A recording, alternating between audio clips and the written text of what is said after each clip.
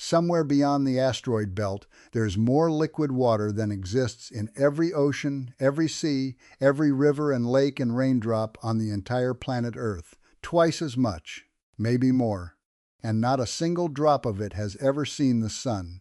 It sits in total darkness, under a ceiling of ice so thick that if you stood on top of it, you would have no idea an ocean was moving beneath your boots. No waves, no sound, no light. Just a slow black tide that has been rising and falling for 4.5 billion years, pulled by a gravity that never stops squeezing. We have known this ocean exists since the 1990s. We have photographed the ice above it. We have measured its salt. We have watched it crack the surface open and heal the wound again. But we have never touched it. That is about to change, because right now, a spacecraft the size of a basketball court is falling through the dark toward Jupiter's moon Europa, and behind it, in laboratories in California and Maryland, engineers are already building the machine that will go all the way down, not fly past, not photograph, down, through the ice, into the water. And what makes this story genuinely strange is not the engineering. It's what we found at the bottom of our own ocean 50 years ago, a discovery that rewrote the rules of life so completely that it turned Europa from a frozen curiosity into the most important place in the solar system. Stay with me, because there's something about that ice shell that nobody expected, and it changes everything about what might be waiting underneath. Here's what you need to understand first. For most of human history, the search for life beyond Earth had one simple rule: find the sunlight, find the warmth, find a planet sitting at exactly the right distance from its star, not too hot, not too cold, and that's where life could exist.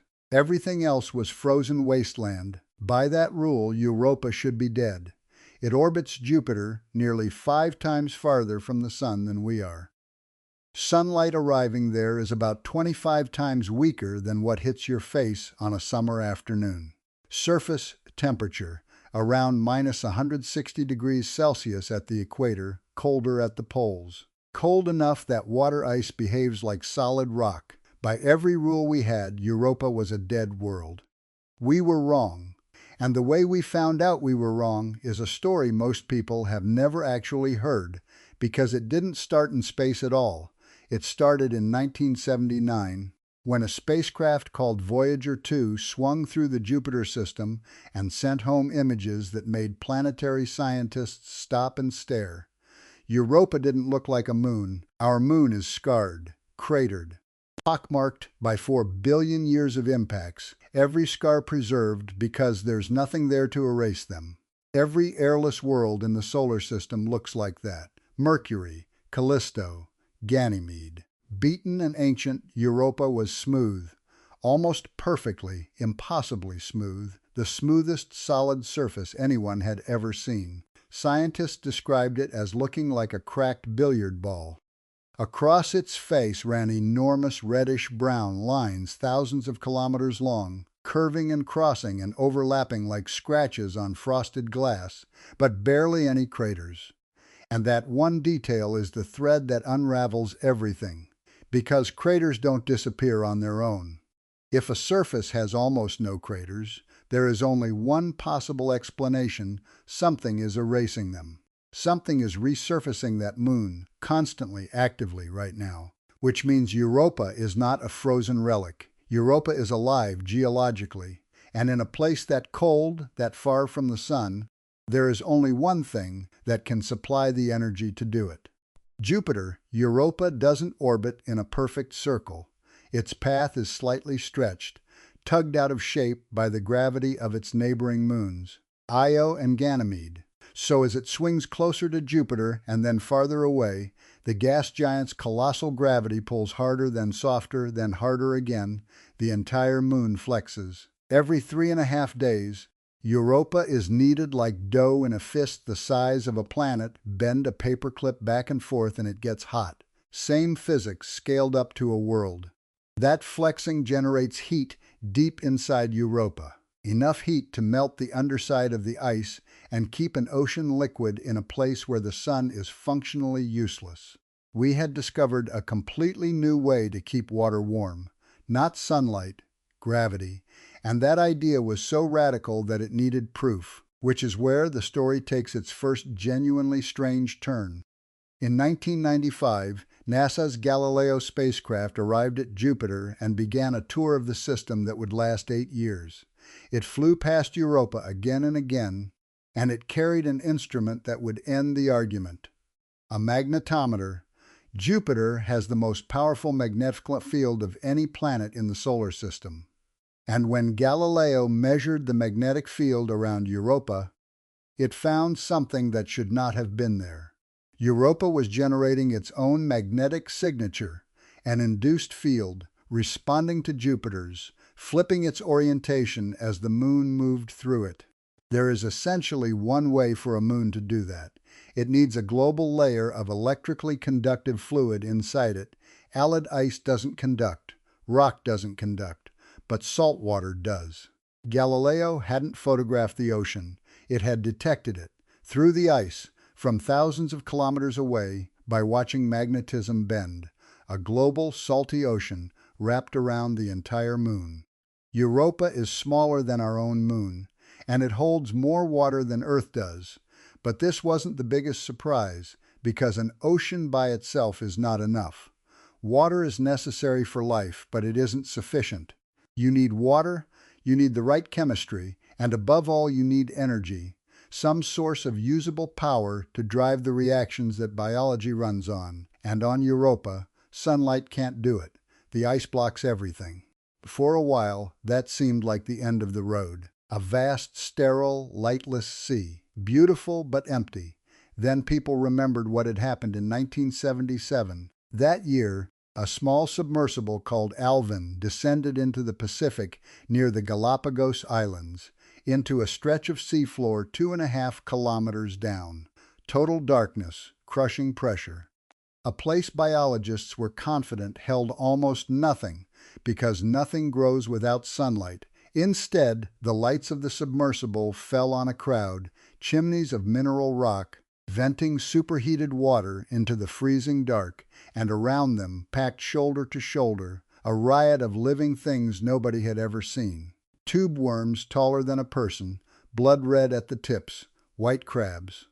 Clams the size of dinner plates, an entire ecosystem thriving in a place where the food chain had no bottom rung because there was no light to start it.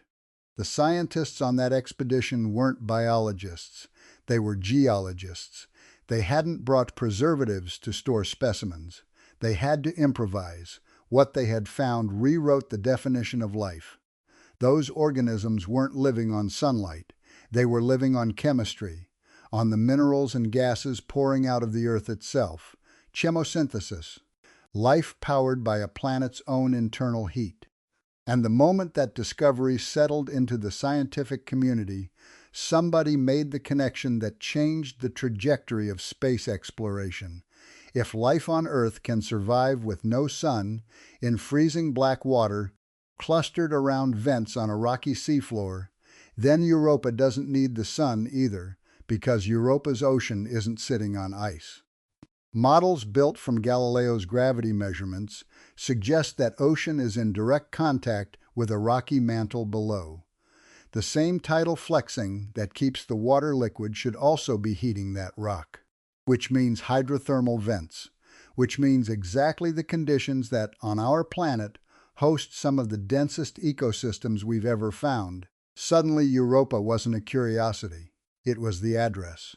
But there was still one problem left, and it was the one that seemed unsolvable. Life needs oxidants, chemicals that accept electrons, that let energy actually flow. On Earth, that's oxygen, and we have oxygen because plants make it in sunlight. Europa's ocean is sealed under kilometers of ice. No light, no photosynthesis, no oxygen. The answer, when it came, was almost poetic. Europa sits inside the most violent radiation environment in the solar system. Jupiter's magnetic field accelerates charged particles to enormous speeds and slams them into Europa's surface continuously. The dose on that ice would kill an unprotected human in a matter of days. It is, by any normal measure, the single most hostile thing about the place. And that radiation is splitting the surface ice apart at the molecular level, cracking water into hydrogen and oxygen, building up oxidants in the top layer of the shell. Now look back at those scratches Voyager photographed. Look at the regions called chaos terrain, areas where the surface appears to have shattered into blocks, drifted, and refrozen, like sea ice breaking up in spring.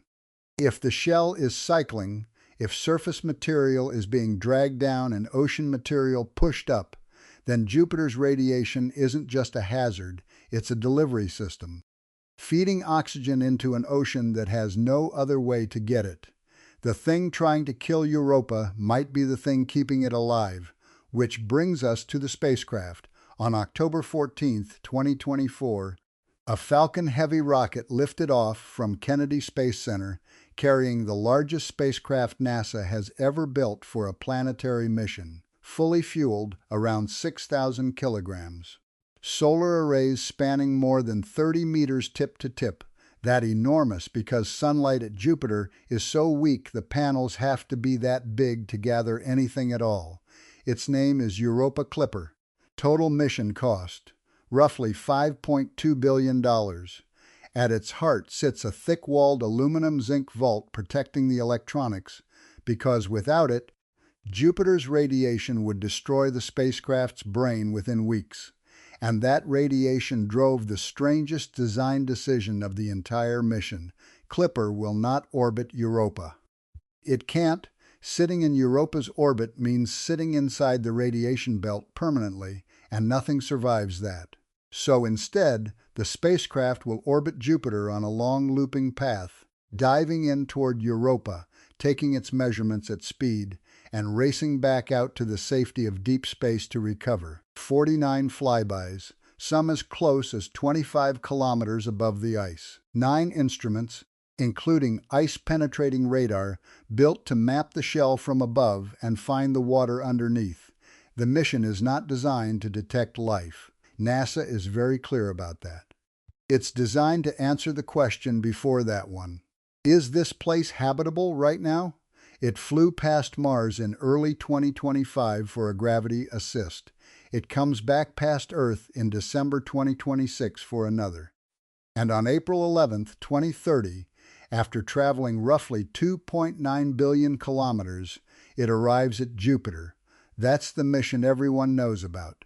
Here's the part they don't. Clipper cannot touch the ocean. It will map it, measure it, characterize it, and then leave, having never gone below the surface. It's reconnaissance. It's the survey team, not the excavation. The excavation is a different machine entirely, and it is already being built. It's called a cryobot. The concept is deceptively simple and completely insane. A lander sets down on Europa's surface. It deploys a cylindrical probe onto the ice. And then the probe starts producing heat, melting the ice directly beneath itself, sinking into the meltwater, letting the ice refreeze above it as it goes. It doesn't drill. It descends. It melts its way down through kilometers of frozen shell, alone for years. Behind it, it unspools a tether, a communications lifeline running back up through the refrozen ice to the lander on the surface, so that whatever it finds down there can find its way home. This is not a sketch on a napkin. NASA established a program specifically for it, the Scientific Exploration Subsurface Access Mechanism for Europa. Engineers at JPL have been field testing thermal drilling on glaciers in Alaska. There are concepts for a nuclear-powered probe requiring roughly 10 kilowatts of heat.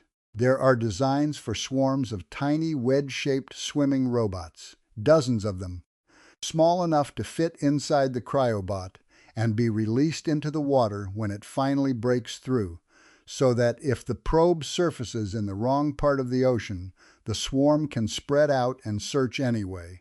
And every one of those systems has to work perfectly. The first time, with a signal delay measured in tens of minutes in an environment nobody has ever visited.